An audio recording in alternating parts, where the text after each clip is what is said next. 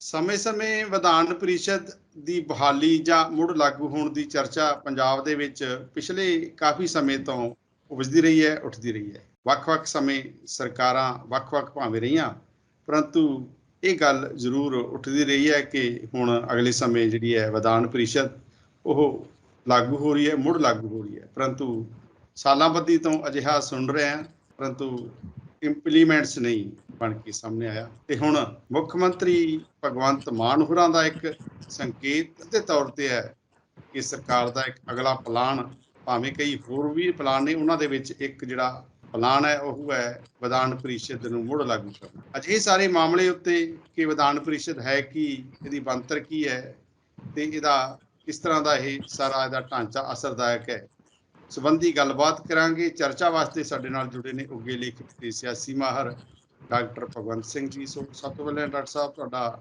Welcome, ਸਵਾਗਤ। ਬਹੁਤ ਬਹੁਤ ਸ਼ੁਕਰੀਆ ਭਿੰਦਰ ਸਾਹਿਬ। ਡਾਕਟਰ ਸਾਹਿਬ, ਵਿਧਾਨ ਪ੍ਰੀਸ਼ਦ ਦੀ ਚਰਚਾ ਤਾਂ ਲੰਬੇ ਸਮੇਂ ਤੋਂ ਸੁਣਦੇ ਰਹੇ ਹਾਂ। ਪਿਛਲੇ ਸਮੇਂ ਵੀ ਵੱਖ-ਵੱਖ ਸਮੇਂ ਜਿਹੜੀਆਂ ਸਰਕਾਰਾਂ ਬਣਦੀਆਂ ਰਹੀਆਂ, ਆਉਂਦੀਆਂ ਰਹੀਆਂ ਕਿ ਇਹ ਮੁੜ ਲਾਗੂ ਹੋ ਰਹੀ ਹੈ, ਪਰੰਤੂ ਅਜਿਹਾ ਸੰਭਵ ਨਹੀਂ ਹੋ ਸਕਿਆ। ਤੇ ਹੁਣ ਜਦੋਂ ਕਿ ਐਤਕੀ ਇੱਕ ਵੱਖਰੀ ਗੱਲ ਇਹ ਹੈ ਕਿ ਮੁੱਖ ਮੰਤਰੀ ਭਗਵੰਤ ਮਾਨ ਜਿਹੜੇ ਨੇ ਹੁਣ ਉਹਨਾਂ ਨੇ ਖੁਦ ਹੀ ਅਜਿਹਾ ਸੰਕੇਤ ਦਿੱਤਾ ਹੈ। ਡਾਕਟਰ ਸਾਹਿਬ, ਤੁਸੀਂ ਸਭ ਤੋਂ ਪਹਿਲਾਂ ਤਾਂ ਇਸ ਗੱਲ ਉੱਤੇ ਚਾਨਣਾ ਪਾਇਓ ਕਿ ਵਿਧਾਨ ਪ੍ਰੀਸ਼ਦ ਪੰਜਾਬ ਦੇ ਵਿੱਚ ਪਿਛਲੀ ਕਦੋਂ ਸੀ, ਕਦੋਂ ਭੰਗ ਹੋਈ, ਭੰਗ ਹੋਣ ਦੇ ਕੀ ਕਾਰਨ ਸਨ। ਇਸ ਤੋਂ ਬਾਅਦ ਫਿਰ ਆਪਾਂ ਡਾਕਟਰ ਸਾਹਿਬ ਅੱਗੇ ਆਪਾਂ ਪੈਰ ਪੁੱਟਾਂਗੇ। ਜੀ ਡਾਕਟਰ ਸਾਹਿਬ। ਭਿੰਦਰ ਸਾਹਿਬ, ਵਿਧਾਨ ਪ੍ਰੀਸ਼ਦ ਅਸਲ ਦੇ ਵਿੱਚ ਜਿਵੇਂ ਕਿ ਕੇਂਦਰ ਦੇ ਵਿੱਚ ਦੋ ਸਦਨ ਨੇ, ਲੋਕ ਸਭਾ ਤੇ ਰਾਜ ਸਭਾ, ਇਸ ਤਰ੍ਹਾਂ ਹੀ ਇਹ ਵੀ ਸਟੇਟਾਂ ਦੇ ਵਿੱਚ ਅਸੈਂਬਲੀ ਦੇ ਵਿੱਚ ਵਿਧਾਨ ਸਭਾ ਤੇ ਵਿਧਾਨ ਪ੍ਰੀਸ਼ਦ ਦੋ ਸਦਨਾਂ ਦੀ ਉਹ ਹੈ। ਇਹਦੇ ਵਿੱਚ ਇਹਨੂੰ ਉੱਪਰਲਾ ਸਦਨ ਕਿਹਾ ਜਾਂਦਾ। ਕਹਿੰਦਾ ਭਾਵ ਕਿ ਜਿਵੇਂ ਲੋਕ ਸਭਾ ਤੇ ਰਾਜ ਸਭਾ ਹੈ, ਰਾਜ ਸਭਾ ਨੂੰ ਉੱਪਰਲਾ ਸਦਨ ਕਿਹਾ ਜਾਂਦਾ ਹੈ, ਤਾਂ ਪੰਜਾਬ ਦੇ ਵਿੱਚ ਜੇਕਰ ਇਹ ਲਾਗੂ ਹੁੰਦੀ ਹੈ, ਕਿਉਂਕਿ ਸਵਾਲ ਹੈ ਮੁੜ ਲਾਗੂ ਹੋਣ ਦਾ। ਮੁੜ ਜਦੋਂ ਸ਼ਬਦ ਆਉਂਦਾ ਹੈ ਤਾਂ ਇੱਕ ਅਗਲਾ ਸਵਾਲ ਹੋਰ ਵੀ ਹੈ ਕਿ ਇਹ ਫਿਰ ਕਦੋਂ ਤੱਕ ਲਾਗੂ ਸੀ, ਕਦੋਂ ਇਹ ਬੰਦ ਹੋਈ। ਤੇ ਇਹ ਜਿਵੇਂ ਤੁਸੀਂ ਜ਼ਿਕਰ ਕੀਤਾ ਹੈ ਕਿ ਜਿਵੇਂ ਰਾਜ ਸਭਾ ਉੱਪਰਲਾ ਸਦਨ ਹੈ, ਇੱਦਾਂ ਹੀ ਇੱਕ ਵਿਧਾਨ ਪ੍ਰੀਸ਼ਦ ਹੈ ਸਾਡੇ ਪੰਜਾਬ ਅਸੈਂਬਲੀ ਦੇ ਲਿਹਾਜ਼ ਤੋਂ। ਜੀ ਡਾਕਟਰ ਸਾਹਿਬ। ਹਾਂਜੀ, ਇਹ ਵਿਧਾਨ ਪ੍ਰੀਸ਼ਦ ਜਿਹੜਾ ਉੱਪਰਲਾ ਸਦਨ ਹੋਏਗਾ, ਪੰਜਾਬ ਦੇ ਵਿੱਚ 1952 ਤੋਂ ਬਾਅਦ ਇਹ ਲਾਗੂ ਸੀਗਾ। ਤੇ ਇਹਦੀ ਬਣਤਰ ਕਈ ਵਾਰ ਕਿਉਂਕਿ ਵੱਧਦੀ ਘਟਦੀ ਵੀ ਰਹੀ ਆ। ਅਸਲ ਦੇ ਵਿੱਚ ਇਹ ਜਿਹੜੇ ਸੰਵਿਧਾਨਕ ਤੌਰ ਦੇ ਉੱਪਰ ਜਿਹੜੇ ਕਾਨੂੰਨ ਦੇ ਮੁਤਾਬਕ ਹੈ ਕਿ 1/3 ਜਿਹੜੇ MLA ਨੇ ਉਹਨਾਂ ਦੀ 1/3 ਗਿਣਤੀ ਤੋਂ ਵੱਧ ਨਹੀਂ ਹੋਣੇ ਚਾਹੀਦੇ। ਤੇ ਇਹਦੇ ਮੈਂਬਰ ਬਣਨ ਦੇ ਲਈ ਉਮਰ 30 ਸਾਲ ਨਿਸ਼ਚਿਤ ਕੀਤੀ ਗਈ ਹੈ। ਤੇ 52 ਦੇ ਵਿੱਚ ਕਿੰਨੀ ਜੀ ਉਮਰ ਮੈਂਬਰ ਬਣਨ ਦੀ? 30 ਸਾਲ? ਘੱਟੋ ਘੱਟ 30 ਸਾਲ। ਘੱਟੋ ਘੱਟ 30 ਸਾਲ, ਵੱਧ ਤੋਂ ਵੱਧ ਤਾਂ ਜਿੰਨੀ ਮਰਜ਼ੀ ਹੋ ਸਕਦੀ। ਹਾਂ, ਘੱਟੋ ਘੱਟ 30 ਸਾਲ ਦਾ ਵਿਅਕਤੀ ਹੋਵੇ ਉਹ ਮੈਂਬਰ ਬਣ। ਤੇ ਹੁਣ ਇਸ ਮੌਜੂਦਾ ਸਮੇਂ ਦੇ ਵਿੱਚ ਹਿੰਦੁਸਤਾਨ ਦੇ ਵਿੱਚ 6 ਸਟੇਟਾਂ ਦੇ ਵਿੱਚ ਇਹ ਕਾਰਜਸ਼ੀਲ ਹੈ, ਜਿਵੇਂ ਕਿ ਆਂਧਰਾ ਪ੍ਰਦੇਸ਼, ਕਰਨਾਟਕਾ, ਤੇਲੰਗਾਨਾ, ਮਹਾਰਾਸ਼ਟਰਾ, ਉੱਤਰ ਪ੍ਰਦੇਸ਼ ਤੇ ਬਿਹਾਰ ਦੇ ਵਿੱਚ ਇਹ ਹੈ। ਤੇ ਬਾਕੀ ਸਟੇਟਾਂ ਦੇ ਵਿੱਚ ਨਹੀਂ। ਪੰਜਾਬ ਦੇ ਵਿੱਚ ਵੀ ਸੀ 1952 ਤੱਕ, 1970 ਤੱਕ ਰਹੀ ਹੈ। 1 ਜਨਵਰੀ 1970 ਨੂੰ ਇਹਨੂੰ ਖਤਮ ਕਰ ਦਿੱਤਾ ਗਿਆ ਸੀ, ਅਬੋਲਿਸ਼ ਕਰ ਦਿੱਤਾ ਕਿ ਇਹ ਅਸਲ ਦੇ ਵਿੱਚ ਇੱਕ ਸਥਾਈ ਸਦਨ ਹੁੰਦਾ ਹੈ ਜਿਹੜੀ ਨੂੰ ਭੰਗ ਨਹੀਂ ਕੀਤਾ ਜਾਂਦਾ। ਇਹ ਵਿਧਾਨ ਪ੍ਰੀਸ਼ਦ ਵਿਧਾਨ ਸਭਾ ਦੇ ਵੱਲੋਂ ਮਤਾ ਪਾਸ ਕੀਤਾ ਜਾਂਦਾ ਹੈ, ਬਾਕਾਇਦਾ ਤੌਰ ਤੇ ਇਹਦਾ ਬਿੱਲ ਬਣਦਾ ਹੈ ਤੇ ਉਹ ਫਿਰ ਪਾਰਲੀਮੈਂਟ ਦੇ ਪਾਸ ਜਾਂਦਾ, ਹਿੰਦੁਸਤਾਨ ਦੀ ਪਾਰਲੀਮੈਂਟ ਦੇ ਉਹ ਇਹਨੂੰ ਪਾਸ ਕਰਦੇ ਨੇ ਤਾਂ ਇਹ ਬਣ ਸਕਦੀ ਹੈ ਔਰ ਖਤਮ ਹੋ ਸਕਦੀ। ਇਸ ਤਰ੍ਹਾਂ ਦਾ ਹੈ ਜਿਹੜਾ ਕਿ ਪੰਜਾਬ ਦੇ ਵਿੱਚ ਇਹ ਅਬੋਲਿਸ਼ਨ ਐਕਟ ਪਾਸ ਕੀਤਾ ਗਿਆ ਸੀ। ਉਹਦੇ ਤਹਿਤ 1969 ਦਸੰਬਰ ਦੇ ਵਿੱਚ ਪਾਸ ਹੋਇਆ ਸੀ ਤੇ 1 ਜਨਵਰੀ 1970 ਨੂੰ ਇਹ ਖਤਮ ਕਰ ਦਿੱਤੀ ਗਈ ਸੀ। ਇਸ ਦੇ ਡਾਕਟਰ ਸਾਹਿਬ, ਇੱਕ ਸਵਾਲ ਹੈ ਕਿ ਇਹ ਖਤਮ ਕਿਉਂ ਕਰਨਾ ਪਿਆ ਪੰਜਾਬ ਨੂੰ, ਪੰਜਾਬ ਸਰਕਾਰ ਨੂੰ, ਜਦੋਂ ਕਿ ਹੁਣ ਵੀ ਕਈ ਰਾਜਾਂ ਦੇ ਵਿੱਚ ਤੁਸੀਂ ਦੱਸਿਆ ਆਦਿ ਰਾਜਾਂ ਦੇ ਵਿੱਚ ਇਸ ਵੇਲੇ ਇਹ ਸਲਾਮਤ ਹੈ ਇਹ ਮਾਮਲਾ। ਇਹ ਪਿੰਡਰ ਸਾਹਿਬ ਅਸਲ ਦੇ ਵਿੱਚ ਇਹ ਇੱਕ ਸਥਾਈ ਸਦਨ ਹੁੰਦਾ ਹੈ। ਇਹਦੇ ਵਿੱਚੋਂ 1/3 ਮੈਂਬਰ ਹਰ 2 ਸਾਲ ਬਾਅਦ ਰਿਟਾਇਰ ਹੁੰਦੇ ਰਹਿੰਦੇ ਨੇ ਤੇ ਉਨੇ ਹੀ ਆਈ ਜਾ ਰਹੇ ਹੁੰਦੇ। ਉਸ ਵੇਲੇ ਦੀ ਜਦੋਂ ਦੀ ਸਥਿਤੀਆਂ 1969 ਦੇ ਵਿੱਚ, 1967 69 ਦੇ ਵਿੱਚ ਸਰਦਾਰ ਗੁਰਨਾਮ ਸਿੰਘ ਦੀ ਸਰਕਾਰ ਸੀ, ਫਿਰ ਲక్ష్మణ ਸਿੰਘ ਗਿੱਲ ਦੀ ਆ ਗਈ, ਫਿਰ ਸਰਦਾਰ ਗੁਰਨਾਮ ਸਿੰਘ ਦੀ ਸੀ ਤੇ ਫਿਰ ਪ੍ਰਕਾਸ਼ ਸਿੰਘ ਬਾਦਲ। ਇਸ ਤਰ੍ਹਾਂ ਦੀ ਉਥਲ ਪੁਥਲ ਹੁੰਦੀ ਰਹੀ ਸੀ ਥੋੜੇ ਸਮੇਂ ਦੇ ਬਾਅਦ, ਕਿਉਂਕਿ ਇਹਦੇ ਵਿੱਚ ਮੈਂਬਰਾਂ ਦੀ ਗਿਣਤੀ ਫਿਰ ਅਪੋਜੀਸ਼ਨ ਪਾਰਟੀਆਂ ਦੀ ਹੋਣ ਕਰਕੇ ਉਹਨਾਂ ਦੇ ਕੰਮਾਂ ਦੇ ਵਿੱਚ ਢਿੱਕਾ ਲੱਗਦਾ ਸੀਗਾ। ਇਸ ਕਰਕੇ ਵਿਧਾਨ ਸਭਾ ਉਹਨਾਂ ਨੇ ਮੇਰੇ ਖਿਆਲ ਭੰਗ ਕਰਵਾਈ ਸੀਗੀ। ਇਹ ਕਾਰਨ ਕੀ ਸੀ? ਇਹ ਅਬੋਲਿਸ਼ ਕਰਵਾਈ ਸੀ, ਭੰਗ ਨਹੀਂ ਸੀ ਕਰਾਈ, ਖਤਮ ਕਰਾਈ ਗਈ ਸੀ। ਤੇ ਦੂਸਰਾ ਇਹਦੇ ਬਾਰੇ ਇੱਕ ਇਹ ਵੀ ਲੱਗਦਾ ਹੈ ਵੀ ਇਹ ਸਦਨ ਵਾਧੂ ਦਾ ਭਾਰ ਹੈ, ਕਿਉਂਕਿ ਇਹਦੇ ਪਾਸ ਰਾਜ ਸਭਾ ਪਾਸ ਹਾਲਾਂਕਿ ਕਾਫੀ ਜ਼ਿਆਦਾ ਪਾਵਰਾਂ ਨੇ, ਪਰ ਇਹਦੇ ਪਾਸ ਇੰਨੀਆਂ ਪਾਵਰਾਂ ਨਹੀਂ ਹੁੰਦੀਆਂ। ਇਹਦੇ ਮੈਂਬਰ ਨਾ ਤਾਂ ਰਾਸ਼ਟਰਪਤੀ ਤੇ ਉਪ ਰਾਸ਼ਟਰਪਤੀ ਦੀ ਚੋਣ ਦੇ ਵਿੱਚ ਹਿੱਸਾ ਲੈ ਸਕਦਾ ਹੈ, ਵੋਟ ਪਾ ਸਕਦੇ ਨੇ, ਜਦਕਿ ਰਾਜ ਸਭਾ ਦੇ ਮੈਂਬਰ ਤੇ ਵਿਧਾਨ ਸਭਾਵਾਂ ਦੇ ਮੈਂਬਰ ਰਾਸ਼ਟਰਪਤੀ ਤੇ ਉਪ ਰਾਸ਼ਟਰਪਤੀ ਕਹਿੰਦਾ ਭਾਵ ਕਿ VOTING ਦਾ ਅਧਿਕਾਰ ਨਹੀਂ ਜਿਹੜੇ ਵੱਡੇ VOTING ਨੇ, ਜਿਵੇਂ ਰਾਸ਼ਟਰਪਤੀ ਉਪ ਰਾਸ਼ਟਰਪਤੀ। ਠੀਕ ਹੈ ਜੀ। ਇਹ ਇਸ ਕਾਰਨ ਵੀ ਕੁਝ ਇਹਦੀਆਂ ਹੋਰ ਵੀ ਸ਼ਕਤੀਆਂ ਘੱਟ ਹੁੰਦੀਆਂ ਨੇ, ਤੇ ਇਸ ਕਰਕੇ ਇਹਨੂੰ ਵਾਧੂ ਭਾਰ ਸਮਝ ਕੇ ਉਹਨਾਂ ਨੇ ਅਬੋਲਿਸ਼ ਕਰਾਇਆ ਸੀਗਾ।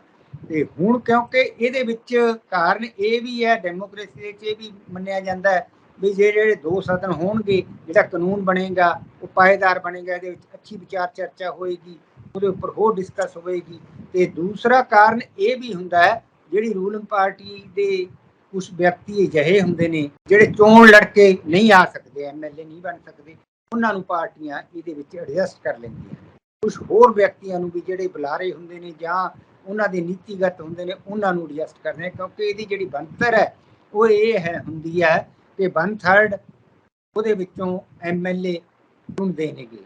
MLA ਦੀ ਵੋਟ ਦੇ ਨਾਲ ਵਿਧਾਨ ਪਰਿਸ਼ਦ ਦੇ ਮੈਂਬਰ ਚੁਣੇ ਜਾਂਦੇ ਨੇ। MLA ਆਪਣੇ ਵਿੱਚੋਂ ਨਹੀਂ, ਆਪ ਨਹੀਂ ਬਣ ਸਕਦੇ, ਕਿਉਂਕਿ ਇੱਕ ਸਦਨ ਦਾ ਇੱਕੋ ਹੀ ਮੈਂਬਰ ਬਣ ਸਕਦਾ, ਇੱਕ ਸਦਨ ਦਾ ਹੀ ਇੱਕ ਵਿਅਕਤੀ ਮੈਂਬਰ ਬਣ ਸਕਦਾ। ਤੇ 1/3 ਲੋਕਲ ਗਵਰਨਮੈਂਟ ਦੇ ਵਿੱਚੋਂ, ਜਿਵੇਂ ਮਿਊਨਿਸਪੈਲਿਟੀਆਂ, ਮਿਊਨਿਸਪਲ ਕਾਰਪੋਰੇਸ਼ਨਾਂ, ਉਹਨਾਂ ਦੇ ਵਿੱਚੋਂ ਚੁਣ ਕੇ ਆਉਂਦੇ ਨੇ। 1/12 ਗ੍ਰੈਜੂਏਟਸ ਦੇ ਵਿੱਚੋਂ ਚੁਣੇ ਜਾਂਦੇ ਨੇ। ਇਸੇ ਤਰ੍ਹਾਂ ਕੁਝ ਵਿਅਕਤੀਆਂ ਨੂੰ ਗਵਰਨਰ ਸਾਹਿਬ ਦੇ ਵੱਲੋਂ ਨੋਮੀਨੇਟ ਕੀਤਾ ਜਾਂਦਾ ਹੈ, ਜਿਹੜੇ ਕਿ ਰਾਈਟਰ ਨੇ, ਲੇਖਕ ਨੇ, ਕਲਾਕਾਰ ਨੇ, ਹੋਰ ਵਿਅਕਤੀ ਨੇ। ਇਸ ਤਰ੍ਹਾਂ ਇਹਦੀ ਸਦਨ ਦੀ ਬਣਤਰ ਬਣਦੀ ਹੈ, ਤੇ ਇਹਦੇ ਵਿੱਚੋਂ 1/3 ਹਰ 2 ਸਾਲ ਬਾਅਦ ਰਿਟਾਇਰ ਹੁੰਦਾ ਰਹਿੰਦਾ ਹੈ, ਤੇ ਉਹਨਾਂ ਦੀ ਜਗ੍ਹਾ ਤੇ ਨਵਾਂ ਆਉਂਦਾ ਰਹੇਗਾ।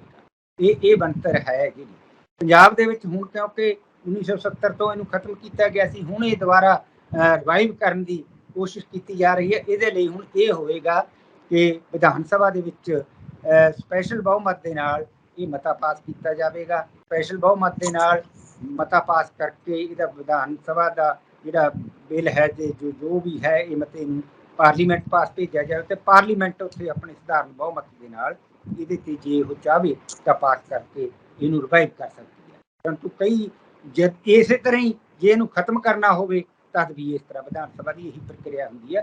ਹੁਣ ਕਈ ਰਾਜਾਂ ਦੇ ਵਿੱਚ, ਜਿਵੇਂ ਕਿ ਆਂਧਰਾ ਦੇ ਵਿੱਚ, ਉਹਨਾਂ ਨੇ ਮਤਾ ਪਾਸ ਕਰਕੇ ਭੇਜਿਆ ਹੋਇਆ, ਪਰੰਤੂ ਪਾਰਲੀਮੈਂਟ ਨੇ ਹਾਲੇ ਤੱਕ ਵੀ ਉਹਦੇ ਵਿਚਾਰ ਨਹੀਂ। ਪਾਰਲੀਮੈਂਟ ਨੇ ਉਹ ਜੇ ਮਤਲਬ ਉਹਦੇ ਤੇ ਮੋਹਰ ਨਹੀਂ ਲਾਈ, ਕਹਿੰਦਾ ਉਹਦੇ ਤੇ ਕੋਈ ਫੈਸਲਾ। ਇਹ ਕੀ ਕਾਰਨ ਹੁੰਦਾ ਜੀ? ਪਾਰਲੀਮੈਂਟ ਕਿਉਂ ਇਹਨੂੰ ਡਿਲੇ ਕਰ ਸਕਦੀ ਹੈ ਜਾਂ ਰੋਕ ਸਕਦੀ ਹੈ? ਕੋਈ ਕਾਰਨ ਉਹਨਾਂ ਦੀ ਦੇਖੋ, ਇਹਦਾ ਪੋਲੀਟੀਕਲੀ ਵੀ ਹੁੰਦਾ, ਕੁਝ ਕਾਰਨ ਵੀ ਹੋ ਸਕਦੇ ਨੇਗੇ। ਉਹਨਾਂ ਨੇ ਕੋਈ ਹਲੇ ਉਹ ਪ੍ਰਕਿਰਿਆ ਦੇ ਵਿੱਚ ਚੱਲ ਰਿਹਾ ਹੋਏਗਾ, ਇਹਦੇ ਵੱਖੋ ਵੱਖਰੇ ਜਿਹੜੇ ਦੇਖਣ ਵਾਲੀ ਗੱਲ ਹੈ ਵੀ ਉਹਨਾਂ ਦੇ ਨਾਲ ਇਸ ਤਰ੍ਹਾਂ ਦੀ ਕੋਰਸਪੋਂਡੈਂਸ ਚੱਲ ਰਹੀ ਹੋਏਗੀ। ਡਾਕਟਰ ਸਾਹਿਬ, ਜਿਵੇਂ ਹੁਣ ਪੰਜਾਬ ਸਰਕਾਰ ਇਹਨੂੰ ਅਸੈਂਬਲੀ ਦੇ ਵਿੱਚ ਇਹਦੇ ਤੇ ਮਤਾ ਪਾਸ ਕਰਦੀ ਹੈ, ਤਾਂ ਮਤਾ ਜਦੋਂ ਅੱਗੇ ਵਧੂਗਾ ਤਾਂ ਉਹ ਗਵਰਨਰ ਦੇ ਥਰੂ ਹੀ ਜਾਊਗਾ, ਪੰਜਾਬ ਦੇ ਰਾਜਪਾਲ ਦੇ ਥਰੂ। ਕਿਤੇ ਇਦਾਂ ਤਾਂ ਨਹੀਂ ਹੋਊਗਾ ਕਿ ਉਹ ਰਾਜਪਾਲ ਫਿਰ ਉਸ ਦੇ ਤੇ ਕੋਈ ਆਪਣੀ ਕਹਿ ਲਓ ਕਿ ਢੁੱਚਰ ਜਿਵੇਂ ਢਾਹ ਰਿਹਾ ਹੁਣ, ਇਸ ਤੋਂ ਪਹਿਲਾਂ ਕੋਈ ਇਸ ਤਰ੍ਹਾਂ ਦਾ ਫਿਰ ਮਾਹੌਲ ਸਿਰਜਿਆ ਜਾ ਸਕਦਾ? ਹਾਲੇ ਚਲੋ ਭਾਵੇਂ ਇਹ ਪੰਜਾਬ ਸਰਕਾਰ ਦਾ ਇੱਕ ਪਲਾਨ ਹੀ ਹੈ, ਇੱਕ ਵਿਉਂਤ ਹੀ ਹੈ, ਪਰੰਤੂ ਜੇਕਰ ਆਪਾਂ ਥੋੜਾ ਜਿਹਾ ਅੱਗੇ ਭਵਿੱਖ ਪੱਧਰ ਦਾ ਸੋਚੀਏ ਤਾਂ ਮਾਮਲਾ ਤਾਂ ਫਿਰ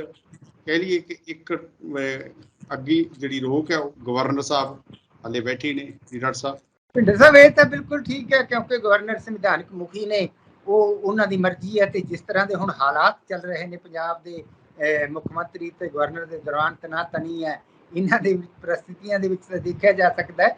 ਤੇ ਬਾਕੀ ਜੇ ਉਹ ਗਵਰਨਰ ਇਹਨਾਂ ਨੂੰ ਭੇਜਣਗੇ, ਦੁਬਾਰਾ ਪਾਸ ਕਰਕੇ ਭੇਜ ਸਕਦੇ ਨੇ। ਬਾਕੀ ਇਹ ਹੁਣ ਦੇਖਣ ਵਾਲੀ ਗੱਲ ਹੈ ਵੀ ਉਸ ਪ੍ਰਸਥਿਤੀ ਦੇ ਵਿੱਚ ਕਿਸ ਤਰ੍ਹਾਂ ਪੰਜਾਬ ਸਰਕਾਰ ਅਤੇ ਗਵਰਨਰ ਸਾਹਿਬ ਕਿਸ ਤਰ੍ਹਾਂ ਇਹਨੂੰ ਲੈਂਦੇ ਨੇ, ਤੇ ਉਸ ਤੋਂ ਬਾਅਦ ਇਹਦਾ ਪ੍ਰੋਸੈਸ ਅੱਗੇ ਪਾਰਲੀਮੈਂਟ ਦੇ। ਵੈਸੇ ਉੱਦਾਂ ਵੀ ਹੁਣ ਰਾਜਪਾਲ ਪੰਜਾਬ ਤੇ ਮੁੱਖ ਮੰਤਰੀ ਦਰਮਿਆਨ ਥੋੜੀ ਜਿਹੀ ਨੇੜਤਾ ਵੱਧ ਰਹੀ ਹੈ। ਜਿਹੜੇ ਪਹਿਲੇ ਪੁਰਾਣੇ ਹਾਲਾਤ ਸੀ ਨਾ, ਜ਼ਿਆਦਾ ਤਨੋਤਨੀ ਵਾਲੇ, ਉਹ ਥੋੜੇ ਜਿਹੇ ਹੁਣ ਮਨਫੀ ਹੋਏ ਨੇ। ਜਿਹੜੀਆਂ ਰਿਪੋਰਟਾਂ ਸਾਹਮਣੇ ਆ ਰਹੀਆਂ ਨੇ, ਖਾਸ ਕਰਕੇ ਆਪਾਂ ਮੀਡੀਆ ਐਂਗਲ ਚੰਡੀਗੜ੍ਹ ਦੇ ਗਲਿਆਰਿਆਂ ਚੋਂ ਜੇਕਰ ਘੋਕੀਏ। ਡਾਕਟਰ ਸਾਹਿਬ, ਜੇਕਰ ਆਪਾਂ ਦੇਖੀਏ ਕਿ ਜਿਹੜਾ ਇਹ ਵਿਧਾਨ ਪਰਿਸ਼ਦ ਦੇ ਭਾਵੇਂ ਇਹਦੀ ਬਣਤਰ ਕਿਸੇ ਵੱਡੇ ਆਦੇਸ਼ ਲਈ ਹੈ, ਕਿਸੇ ਸਟੇਟ ਨੂੰ ਅੱਗੇ ਲੈ ਕੇ ਜਾਣਾ, ਵਧਣਾ, ਪਰੰਤੂ ਹੁਣ ਜੇਕਰ ਆਪਾਂ ਦੇਖੀਏ ਤਾਂ ਇਹਦੀ ਮਕਸਦ ਇੱਕ ਵੱਡੇ ਪੱਧਰ ਉੱਤੇ ਸਿਆਸੀ ਵੀ ਤੇ ਪੰਜਾਬ ਸਰਕਾਰ ਦਾ ਹੁਣ ਆਪ ਸਰਕਾਰ ਦਾ ਜਾਂ ਕਹਿ ਲਈ ਕਿ ਆਪ ਦਾ ਇਹਦੇ ਵਿੱਚ ਸਿਆਸੀ ਏਜੰਡਾ ਕੀ ਹੋ ਸਕਦਾ? ਬਿਲਕੁਲ ਭਿੰਡਰ ਸਾਹਿਬ, ਇਹਦੇ ਵਿੱਚ ਦੇਖੋ ਹਰੇਕ ਪਾਰਟੀ ਦਾ, ਹਰੇਕ ਸਰਕਾਰ ਦਾ ਇੱਛਾ ਹੁੰਦੀ ਆ ਆਪੋ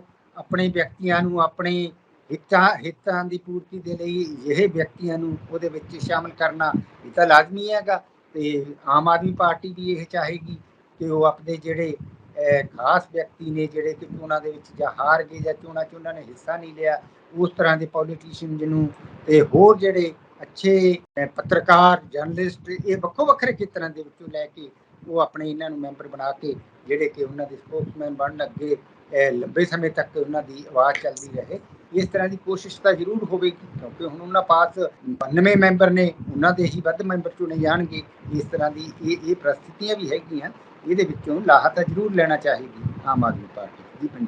ਕਹਿੰਦਾ ਭਾਵ ਕਿ ਇਹਦੀ ਚੋਣ ਕੁਝ ਜਿਹੜੇ ਹੱਥ ਜਿਹੜਾ ਉਹ ਜਿਹੜੇ ਮੌਜੂਦਾ ਐਮਐਲਏ ਨੇ ਉਹਨਾਂ ਦੇ ਹੱਥ ਵੀ ਹੈ ਇਹਦੀ ਚੋਣ ਕਰਨ ਦੇ ਵਿੱਚ ਕੁਝ ਹਿੱਸਾ। ਤੇ ਜੇਕਰ ਵੇਖੀਏ ਕਿ ਵਧੇਰੇ ਜਿਹੜੀ ਬਹੁ ਗਿਣਤੀ ਹੈ ਇਸ ਵੇਲੇ ਅਸੈਂਬਲੀ ਦੇ ਵਿੱਚ ਉਹ ਆਪ ਦੀ ਹੋਈ ਹੈ ਤੇ ਕਾਂਗਰਸ ਜਾਂ ਹੋਰ ਜਿਹੜੀਆਂ ਧਿਰਾਂ ਨੇ, ਅਕਾਲੀ ਦਲ ਮਨੁੱਖੀ ਦੇ ਬਰਾਬਰ। ਤੇ ਜਿਹੜਾ ਸਿਆਸੀ ਮਕਸਦ ਹੈ ਉਹ ਕਹਿ ਲਈਏ ਕਿ ਆਮ ਆਦਮੀ ਪਾਰਟੀ ਬੜੀ ਸਹਿਜ ਦੇ ਨਾਲ ਪੂਰਤੀ ਕਰ ਸਕਦੀ ਹੈ। ਖੈਰ, ਜਿਵੇਂ ਕਿ ਹੁਣ ਮੁੱਖ ਮੰਤਰੀ ਸਾਹਿਬ ਹੋਰਾਂ ਨੇ ਖੁਦ ਹੀ ਇੱਕ ਸੰਕੇਤ ਦਿੱਤਾ ਇਸ ਸੰਬੰਧੀ ਕਿ ਅਗਲਾ ਪਲਾਨ ਜਿਹੜਾ ਇਹ ਵਿਧਾਨ ਪਰਿਸ਼ਦ ਦਾ। ਤੇ ਇੱਥੇ ਸਵਾਲ ਪੈਦਾ ਹੁੰਦਾ ਕਿ ਪਿਛਲੇ ਸਮੇਂ ਵੀ ਇਹ ਗੱਲ ਚਰਚਾ ਜ਼ਰੂਰ ਉੱਠਦੀ ਰਹੀ, ਸਮੇਂ ਪਿਛਲੀਆਂ ਸਰਕਾਰਾਂ ਵੇਲੇ ਵੀ ਕਿ ਵਿਧਾਨ ਪਰਿਸ਼ਦ ਨੂੰ ਮੁੜ ਲਾਗੂ ਕੀਤਾ ਜਾ ਰਿਹਾ ਜਾਂ ਬਹਾਲ ਕੀਤਾ ਜਾ ਰਿਹਾ। ਤੇ ਡਾਕਟਰ ਸਾਹਿਬ, ਕੀ ਕਾਰਨ ਬਣਦੇ ਰਹੇ ਹੋਣਗੇ ਕਿ ਉਹ ਪਿਛਲੀਆਂ ਸਰਕਾਰਾਂ ਅਜਿਹੀ ਜਿਹੜੀ ਹੈ ਵਿਧਾਨ ਪਰਿਸ਼ਦ ਨੂੰ ਅੱਗੇ ਨਹੀਂ ਹੋ ਸਕੀਆਂ, ਮੁੜ ਲਾਗੂ ਨਹੀਂ ਕਰ ਸਕੀਆਂ? ਜੀ ਡਾਕਟਰ ਸਾਹਿਬ। ਪਿੰਡਰ ਸਾਹਿਬ, ਕਈ ਵਾਰੀ ਤਾਂ ਸਟੇਟ ਦੇ ਵਿੱਚ ਇਸ ਤਰ੍ਹਾਂ ਦੀ ਪ੍ਰਸਥਿਤੀ ਉਤਪੰਨ ਹੁੰਦੀ ਰਹੀ ਹੈ ਕਿ ਸਰਕਾਰ ਸਮੇਂ ਤੋਂ ਪਹਿਲਾਂ ਟੁੱਟਦੀ ਰਹੀ ਹੈ। ਕੁਝ ਪੰਜਾਬ ਦੇ ਵਿੱਚ ਇਸ ਤਰ੍ਹਾਂ ਦੇ ਹਾਲਾਤ ਹੁੰਦੇ ਰਹੇ ਨੇ ਕਿ ਇੰਨਾ ਗੜਬੜ ਵਾਲਾ ਤੇ ਰੌਲੇ ਰੱਪੇ ਦਾ ਜਿਹੜਾ ਟਾਈਮ ਨਿਕਲਦਾ ਰਿਹਾ, ਇਸ ਕਾਰਨ ਵੀ ਨਹੀਂ ਹੋ ਸਕੀ। ਤੇ ਦੂਸਰੀ ਫਿਰ ਕਈ ਵਾਰੀ ਇਹ ਵੀ ਹੋ ਜਾਂਦੀ ਹੈ ਵੀ ਕੇਂਦਰ ਦੇ ਵਿੱਚ ਦੂਜੀ ਸਰਕਾਰ ਸੀ ਤੇ ਇੱਧਰ ਸਟੇਟ ਦੇ ਵਿੱਚ ਦੂਸਰੀ ਸੀ। ਇਸ ਤਰ੍ਹਾਂ ਦੇ ਤਾਲਮੇਲ ਨਾ ਹੋਣ ਦੇ ਕਾਰਨ ਉਹ ਸਿਰਫ ਬਿਆਨ ਦੇ ਹੀ ਰਹਿ ਗਏ, ਉਹ ਮੈਚਿਓਰ ਨਹੀਂ ਹੋ ਸਕੇ। ਇਹ ਕਾਰਨ ਵੀ ਰਹੇ ਨੇ। ਹੋ ਸਕਦਾ ਵੀ ਹੁਣ ਵਾਲੀ ਜਿਹੜੀ ਹੈਗੀ ਹੈ ਜੋ ਤਹਈਆ ਜੋ ਪੰਜਾਬ ਸਰਕਾਰ ਨੇ ਕੀਤਾ ਹੈ ਬਈ ਇਹਨੂੰ ਅਮਲ 'ਚ ਵੀ ਲਿਆ ਸਕਦੇ ਨੇ। ਇਹ ਤਾਂ ਬਾਅਦ ਦੀ ਗੱਲ ਹੈ ਕਿ ਇਹ ਅਮਲ ਤੱਕ ਕਦੋਂ ਤੱਕ ਪਹੁੰਚਦਾ ਇਹ ਦੇਖਣ ਵਾਲੀ ਗੱਲ ਹੈ। ਡਾਕਟਰ ਸਾਹਿਬ, ਇਹਦੇ 'ਚ ਇੱਕ ਸਵਾਲ ਇਹ ਵੀ ਖਾਦਸਾ ਕਹਿ ਲਈਏ ਕਿ ਜਾਂ ਸਵਾਲ ਉਪਜ ਰਿਹਾ ਹੈ ਕਿਉਂਕਿ ਪੰਜਾਬ ਪਹਿਲਾਂ ਹੀ ਬੜੇ ਵੱਡੇ ਪੱਧਰ ਉੱਤੇ ਕਰਜ਼ੇ ਦੀ ਮਾਰ ਹੇਠ ਹੈ, ਕਰਜ਼ਾ ਚੜਿਆ ਹੋਇਆ ਸਰਕਾਰ ਸਿਰ। ਤਾਂ ਜਿਹੜੀ ਵਿਧਾਨ ਪਰਿਸ਼ਦ ਨਾਲ ਕੋਈ ਆਰਥਿਕ ਬੋਝ ਵੀ ਵਧੂਗਾ ਸਰਕਾਰ ਦਾ? ਭਿੰਡਰ ਸਾਹਿਬ, ਉਹ ਤਾਂ ਲਾਜ਼ਮੀ ਹੈ, ਖਰਚਾ ਤਾਂ ਵਧਣਾ ਹੈਗਾ। ਉਹਨਾਂ ਦੀ ਵਿਧਾਨ ਪਰਿਸ਼ਦ ਦੇ ਜੋ ਮੈਂਬਰ ਬਣਨੇ ਨੇਗੇ, ਉਹਨਾਂ ਦਾ ਖਰਚਾ, ਉਹਨਾਂ ਦੀ ਸਹੂਲਤਾਂ ਤੇ ਉਹਨਾਂ ਦੇ ਰੱਖ ਰਖਾਅ ਦੇ ਲਈ, ਉਹਨਾਂ ਦੇ ਲਈ ਸੈਕਟਰੀਅਲ ਖਰਚਾ, ਹੋਰ ਖਰਚੇ ਹੁੰਦੇ ਨੇ ਜਿਸ ਤਰ੍ਹਾਂ ਦੇ ਉਹਨਾਂ ਨੂੰ ਜੋ ਸਹੂਲਤਾਂ ਦੇਣੀਆਂ ਜਾਣੀਆਂ ਨੇ, ਉਹ ਖਰਚਾ ਤਾਂ ਜ਼ਰੂਰ ਵਧੇਗਾ। ਭਿੰਡਰ ਸਾਹਿਬ, ਇਹ ਤਾਂ ਬਿਲਕੁਲ ਸਹੀ ਹੈ। ਖਰਚੇ ਤੋਂ ਬਗੈਰ ਤਾਂ ਕੋਈ ਵੀ ਕੰਮ ਨਹੀਂ ਚੱਲ ਸਕਦਾ। ਜੀ ਭਿੰਡਰ ਸਾਹਿਬ। ਡਾਕਟਰ ਸਾਹਿਬ, ਕੀ ਇਹਦੇ ਨਾਲ ਇਦਾਂ ਵੀ ਹੁੰਦਾ ਹੈ ਕਿ ਜਿਹੜਾ ਮੁੱਖ ਮੰਤਰੀ ਉੱਤੇ ਕੋਈ ਸਿਆਸੀ ਜਾਂ ਪ੍ਰਸ਼ਾਸਨ ਲਿਹਾਜ਼ ਦਾ ਕੋਈ ਪ੍ਰੈਸ਼ਰ ਬਿਲਡ ਬਣਦਾ ਹੋਵੇ ਜੇਕਰ ਵਿਧਾਨ ਪਰਿਸ਼ਦ ਕਾਇਮ ਹੁੰਦੀ ਹੈ? ਕੋਈ ਇਦਾਂ ਦਾ ਵੀ ਕਾਰਨ ਬਣਦਾ ਹੈ ਜਾਂ ਮੁੱਖ ਮੰਤਰੀ ਲਈ ਜਿਹੜਾ ਇਹ ਢਾਂਚਾ ਹੈ ਉਹ ਸੁਖਦਾਇਕ ਬਣ ਕੇ ਸਾਹਮਣੇ ਆਉਂਦਾ ਹੈ? ਨਹੀਂ ਭਿੰਡਰ ਸਾਹਿਬ, ਇਹ ਜਿਸ ਤਰ੍ਹਾਂ ਦੀਆਂ ਪ੍ਰਸਥਿਤੀਆਂ ਦੇ ਉੱਪਰ ਡਿਪੈਂਡ ਕਰਦਾ ਵੀ ਜੇਕਰ ਰੂਲਿੰਗ ਪਾਰਟੀ ਦਾ ਬਹੁਮਤ ਉਹਦੇ ਵਿੱਚ ਹੈਗਾ ਫਿਰ ਤਾਂ ਉਹਨਾਂ ਦੇ ਲਈ ਪੂਰਾ ਪ੍ਰੈਸ਼ਰ ਹੈ, ਉਹਨਾਂ ਦਾ ਪੂਰਾ ਦਬਾਅ ਬਣਦਾ, ਪ੍ਰਭਾਵ ਬਣਦਾ। ਜੇ ਰੂਲਿੰਗ ਪਾਰਟੀ ਘੱਟ ਗਿਣਤੀ ਦੇ ਵਿੱਚ ਹੈ ਕਿ ਪਹਿਲਾਂ ਦਾ ਇਸ ਤਰ੍ਹਾਂ ਦੇ ਸਦਨ ਦੇ ਵਿੱਚ ਚੱਲ ਰਹੀ ਹੈ, ਫਿਰ ਲਾਜ਼ਮੀ ਹੈਗਾ ਸੀਐਮ ਦਬਾਅ ਦੇ ਵਿੱਚ ਰਹੇਗਾ ਤੇ ਉਹਦੇ ਬਿੱਲਾਂ ਦੇ ਵਿੱਚ, ਉਹਨਾਂ ਦੇ ਕਾਨੂੰਨਾਂ ਦੇ ਵਿੱਚ ਅੜਿੱਕੇ ਲੱਗਣਗੇ, ਟਾਈਮ ਲੱਗੇਗਾ। ਇਹ ਤਾਂ ਹੈ ਅਸਲ ਦੇ ਵਿੱਚ ਪ੍ਰਸਥਿਤੀਆਂ ਤੇ ਨਿਰਭਰ ਕਰਦਾ ਵੀ ਕਿ ਕਿਹੋ ਜਿਹੀਆਂ ਪ੍ਰਸਥਿਤੀਆਂ ਨੇ ਸਟੇਟ ਦੀਆਂ, ਕਿਉਂਕਿ ਹੁਣ ਇਹ ਨਵੀਂ ਬਣਨੀ ਹੈ ਤੇ ਇਹ ਤਾਂ ਨੈਚੁਰਲ, ਇਹ ਤਾਂ ਸਾਫ਼ ਹੀ ਹੈ ਕਿ ਰੂਲਿੰਗ ਪਾਰਟੀ ਦੇ ਮੈਂਬਰਾਂ ਦੀ ਬਹੁਤਾ ਹੋਏਗੀ। ਡਾਕਟਰ ਸਾਹਿਬ, ਇੱਕ ਮੌਜੂਦਾ ਸਰਕਾਰ ਉੱਤੇ ਵਿਰੋਧੀ ਧਿਰਾਂ ਵਾਰ-ਵਾਰ ਦੋਸ਼ ਲਗਾ ਰਹੀਆਂ ਨੇ ਕਿ ਸਰਕਾਰ ਦੀ ਜਿਹੜੀ ਪਿੱਛੇ ਹੈ ਨਾ ਬੈਕਡੋਰ, ਉਹ ਦਿੱਲੀ ਵਾਲਿਆਂ ਦੇ ਹੱਥ ਹੈ ਇਹਦੀ ਡੋਰ। ਤੇ ਕੋਈ ਇਦਾਂ ਦੀ ਚੋਰ ਮੋਰੀ ਤਾਂ ਨਹੀਂ ਬਣੇਗੀ ਵਿਧਾਨ ਪਰਿਸ਼ਦ ਕਿ ਦਿੱਲੀ ਵਾਲੇ ਹੋਰ ਵੱਧ ਚੜ ਕੇ ਇਸ ਵਿਧਾਨ ਪਰਿਸ਼ਦ ਦੇ ਵਿੱਚ ਉਹਨਾਂ ਦੀ ਐਂਟਰੀ ਵੱਜ ਸਕੇ? ਕਹਿੰਦਾ ਭਾਵ ਕਿ ਸਰਕਾਰ ਦੇ ਵਿੱਚ ਹੋਰ ਐਂਟਰੀ ਦਸਤਕ ਦੇ ਸਕੇ। ਸਾਹਿਬ, ਇਹ ਤਾਂ ਦੇਖੋ ਪਿਛਲੇ ਸਮੇਂ ਦੇ ਦੌਰਾਨ ਜਿਸ ਤਰ੍ਹਾਂ ਸਾਹਮਣੇ ਆਇਆ ਗਾ ਰਾਜ ਸਭਾ ਦੀ ਮੈਂਬਰਸ਼ਿਪ ਬਾਰੇ ਜਾਂ ਇਸ ਤਰ੍ਹਾਂ ਦੀ ਕੋਈ, ਇਹ ਤਾਂ ਹੁਣ ਮਾਨਯੋਗ ਸੀਐਮ ਸਾਹਿਬ ਅਤੇ ਪੰਜਾਬ ਦੀ ਲੀਡਰਸ਼ਿਪ ਦੇ ਉੱਪਰ ਨਿਰਭਰ ਕਰਦਾ ਵੀ ਉਹ ਕਿਸ ਤਰ੍ਹਾਂ ਦਾ ਰੁਖ ਅਖਤਿਆਰ ਕਰਦੇ ਨੇ, ਕਿਉਂਕਿ ਉਹ ਜੇ ਤਾਂ ਪੰਜਾਬ ਪ੍ਰਤੀ ਪੂਰੀ ਤਰ੍ਹਾਂ ਡਟ ਕੇ ਖੜਦੇ ਨੇ ਤਾਂ ਉਹ ਆਪਣੀ ਮਰਜ਼ੀ ਨਾਲ ਕਰਨਗੇ। ਜੇ ਉਹਨਾਂ ਦੇ ਉੱਪਰ ਹਾਈ ਕਮਾਂਡ ਦਾ ਪ੍ਰੈਸ਼ਰ ਜ਼ਿਆਦਾ ਮੰਨਗੇ ਤਾਂ ਲਾਜ਼ਮੀ ਹੈ ਕਿ ਬੈਕਡੋਰ ਐਂਟਰੀ, ਜਿਵੇਂ ਕਿਹਾ ਕਿ ਦਿੱਲੀ ਵਾਲਿਆਂ ਦਾ ਪ੍ਰਭਾਵ ਜ਼ਿਆਦਾ ਵੱਧ ਵੀ ਸਕਦਾ, ਇਹ ਵੀ ਸੰਭਵ ਹੋ ਸਕਦਾ। ਖੈਰ ਡਾਕਟਰ ਸਾਹਿਬ, ਤੁਸੀਂ ਜਿਵੇਂ ਜ਼ਿਕਰ ਕੀਤਾ ਹੈ ਕਿ ਅੱਧੀ ਦਰਜਨ ਰਾਜਾਂ ਦੇ ਵਿੱਚ ਇਹ ਸਲਾਮਤ ਹੈ, ਜਿਹੜੀ ਇਹ ਬਣਤਰ ਹੈ ਵਿਧਾਨ ਪਰਿਸ਼ਦ ਦੀ, ਉਹ ਕਾਇਮ ਮਕਾਮ ਹੈ। ਤੇ ਜੇਕਰ ਪੰਜਾਬ, ਕਿਉਂਕਿ ਪੰਜਾਬ ਇੱਕ ਅਗਾਂਹ ਵਧੂ ਰਾਜ ਹੈ, ਇਹਦਾ ਵੱਡਾ ਜ਼ਿਕਰ ਹੁੰਦਾ ਹੈ ਦੇਸ਼ ਦੇ ਵਿੱਚ ਵਿਦੇਸ਼ ਦੇ ਵਿੱਚ, ਤੇ ਜੇਕਰ ਪੰਜਾਬ ਦੇ ਵਿੱਚ ਇਹ ਢਾਂਚਾ ਯਾਨੀ ਕਿ ਪਰਿਸ਼ਦ ਮੁੜ ਕਾਇਮ ਹੁੰਦੀ ਹੈ, ਮੁੜ ਲਾਗੂ ਹੁੰਦੀ ਹੈ, ਤਾਂ ਸ਼ਾਇਦ ਪੰਜਾਬ ਲਈ ਉਹ ਇੱਕ ਵਿਕਾਸ ਵਾਲੀ ਹੀ ਗੱਲ ਮੰਨੀ ਜਾਏਗੀ।